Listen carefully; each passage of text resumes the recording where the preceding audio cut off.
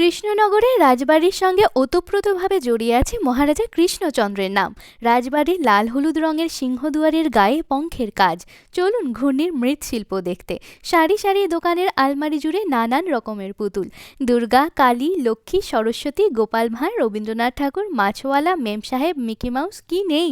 রয়েছে নানান ধরনের মাটির গয়না।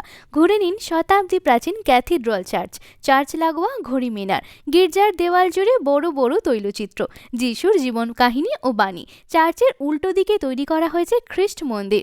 বিরাট উঁচু গম্বুজ, সিলিং থেকে দেওয়াল, কখনো মূর্তিতে কখনো গ্লাস পেইন্টিংয়ে অলঙ্কৃত। এখানকার সরভাজা আর সরপুরিয়ার স্বাদ নিতে কিন্তু একদম ভুলবেন না। ঐতিহ্যে ভরা এই কৃষ্ণনগরে থাকার জন্য রয়েছে আপনার বাজেটের মধ্যে খুব সুন্দর হোটেল এবং রিসর্ট। তাহলে আর দেরি না করে এখনই স্ক্রিনে দেওয়া নাম্বারে সরাসরি ফোন কিংবা হোয়াটসঅ্যাপের মাধ্যমে আমাদের সাথে যোগাযোগ করুন। ভিডিওটি ভালো লাগলে লাইক করুন।